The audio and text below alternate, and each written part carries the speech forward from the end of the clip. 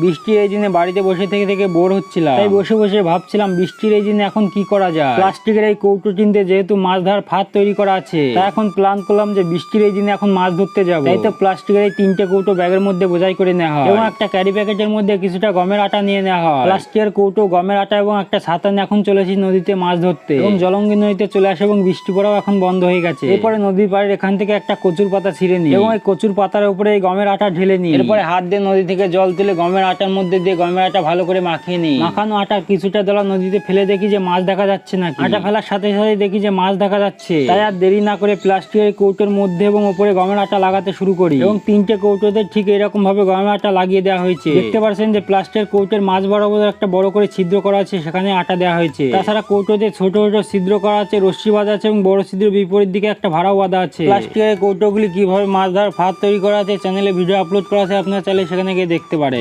এরপরে এই প্লাস্টিকের কৌটো চিনতে নদীতে ফেলে দেওয়া হয়। কৌটোতে যেহেতু ছিদ্র করা আছে, ভাড়া বাঁধা আছে, তাই খুব সহজে জলের মধ্যে ডুবে যাচ্ছে। কৌটোতে যেহেতু রশ্মি বাঁধা আছে, ফলে খুব সহজে জল থেকে তোলা যাবে এবং নদীর পাড়ে বসে বসে অপেক্ষা করছিলাম, হঠাৎই দেখতে পারি জলের মধ্যে একটা গজার মাছ। প্রায় আধা ঘন্টা অপেক্ষা করার পর এরপর প্লাস্টিকের কৌটোগুলি জলঙ্গি নদী থেকে টেনে টেনে তুলছি। প্রথম কৌটোটা তোলার পরে দেখি যে কৌটোর মধ্যে মাত্র একটা পুঁটি মাছ ঢুকেছে এবং দ্বিতীয় কৌটোটা তোলার পরে দেখি যে বেশ অনেকগুলো পুঁটি মাছ ঢুকেছে। ঠিক এই পদ্ধতিতে প্রায় 2 ঘন্টার মধ্যে 300-400 গ্রাম মতন পুঁটি মাছ ধরে নিয়ে বাড়িতে চলে আসি।